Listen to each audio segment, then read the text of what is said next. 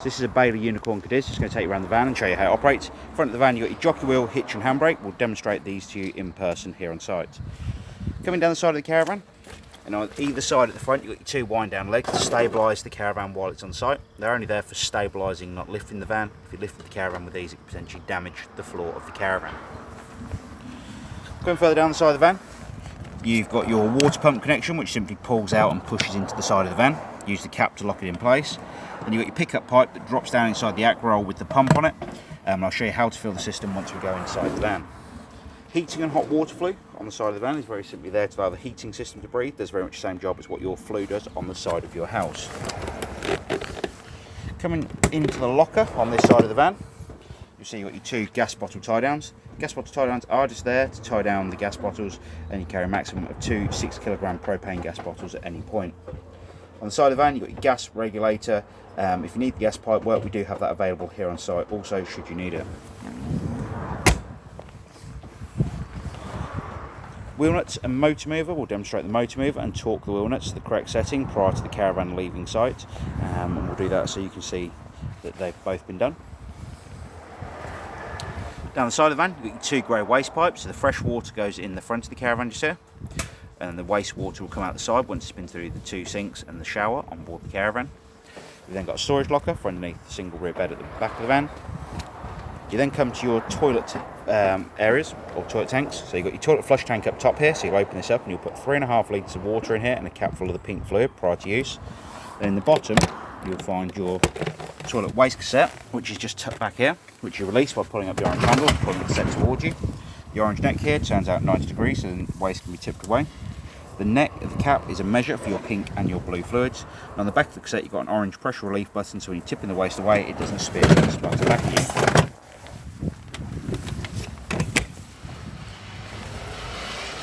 On the back of the van on either side, you've got your two wind down legs again, just to stabilise the van while it's on site.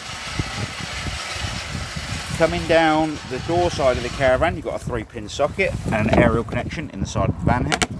Your mains power going into the caravan. You've then got your two fridge vents, very simply there to allow hot air at the back of the fridge unit to take some cool air in.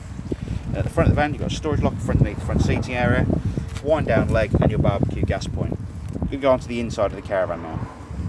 As you come into the caravan, on the right hand side, you'll see your main control panels for the caravan. At the top here, you've got your battery voltage for the caravan, you've got your master power switch on and off, you've got your water pump run, which we'll come back to in a moment. I'm just going to turn that off now. And then you've got your interior lights all on and off, and your awning light for the outside of the caravan. You'll see different light switches as you go around the van also to turn off individual lights. Next thing I'm going to show you is underneath the fridge itself. And in here you will find the 240 trip switches and the 12 volt fuses for the caravan. So at the bottom here you've got your 12 volt fuses. As you can see, all of them are individually marked. Then above you have your 240 trip switches with what each of those switches is for. If you're not sure if you've got mains power coming into the caravan, hit the test switch. If that doesn't drop down, it means there is no mains power coming to the caravan from the caravan site you're on. If it stays in the up position, if it doesn't drip down, there's no mains power coming to the caravan. If it does drop down, that means there is mains power coming into the van from the site you're on. Next up, we're going to show you how to fill the water system. As you can see, the guys are still cleaning the van at the moment, so I do apologise, bits and pieces everywhere. But we're just going to go underneath this seat on the front right hand side. So the next thing we go through is filling the water system up. Underneath the seat on the front right hand side of the caravan, underneath the seating, you'll see this yellow valve. That yellow valve is the drain down valve for the caravan. So when that valve is flat with the floor, as it is at the moment, all of the water will go into the hot water tank just here and fill up the water system. If that valve is upright and pointing towards the bottom of the seat, it will actually drain all of the water out onto the floor underneath the caravan. So you need to make sure that's flat with the floor before filling the system up. And when you are done with your caravan for your holiday, we do advise you drain it down completely. Once you've got that yellow valve flat with the floor, we can come over to every tap on board the caravan, open them all up on the hot side of the water system.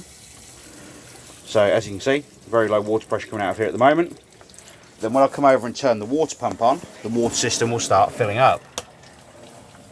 Once that water system is completely full, and you have water coming out of every tap continuously on board the caravan, you can then shut all of the taps back off and you can start thinking about warming the water on board the van. That's where the little control panel behind the sink comes in. which is your Aldi heating and hot water control panel. You've got power on and off on this bottom left hand corner. You've then got your menu button, which takes you into the main home screen. You've got mains power coming into the caravan, and then your current room temperature below. Hit the menu button and it will take you into the options. Top one here is minus and plus for your room temperature. So the higher you go with that, the hotter the heating will be. Below that, you've got your hot water option. So you've got hot water off when this bar is completely empty, hot water on when this bar is halfway up, and hot water boost when this bar is completely full. Ooh. Below that, you have the amount of power coming into the caravan from the caravan site you're on. So you've got power off, as in electric mains power coming to the caravan, 1, 2 or 3 kilowatts as an option. Depending on what caravan site you're on, will depend on what you set this to. If you're on a mains powered site, we do advise you ask the site office when you arrive on your holiday to confirm how much power they recommend running through the heating and hot water system. At the bottom here, you've got your option to run gas. So you hit the gas button and the heating and hot water system will self-ignite on gas. If it fails to ignite on gas, it'll actually come up with gas fail at the bottom of the screen with 2 exclamation marks at either end. You have got some advanced settings in the control panel just here. For these, we do advise you read the manual that comes with the caravan. They do get quite complicated, so unless you're very confident with them, we don't really advise turning on the advanced programs unless you've read through the manual and you understand it completely. The next thing I'm going to show you is how the bed works at the front of the caravan. So at the front of the caravan, underneath this cabinet, you'll find a little area that slides out. You slide this all the way out to the end, and then you use the cushions from the sides here to make up the bed in the centre of the caravan. When you're done, push it back in. The bed will stay away in that little area underneath the front cabinets here. Next thing we're going to go through is the fridge. Fridge is very simple to use. It has an off position at the top here, mains power off. You've then got your 240 mains option to run the fridge on the power supply that's available on site, and you can control the temperature of the fridge on this dial on the right hand side. Higher you go with this valve, or to the thicker line, the colder the fridge will be. You've then got the option for the 12 volt mode for the fridge. If you want to use 12 volt mode, essentially it will allow the fridge to work as a cool box while you're travelling down the road. It will only work though if you have the correct power supply coming from the car to the caravan, or the correct connection on the back of your car. The fridge also operates on gas, so you can spin the dial here to the bottom and it'll operate on the gas mode. You hold in the temperature valve and hit the igniter at the same time to ignite the gas system. Once it's ignited, the little red line here will come round into the green. You will need to continue to hold in the gas valve though at that point, so it warms up the thermocouple on the fridge. Then once it's been running for about 5 to 10 seconds, you'll slowly release the temperature control button, and then keep an eye to make sure this orange line stays in the green.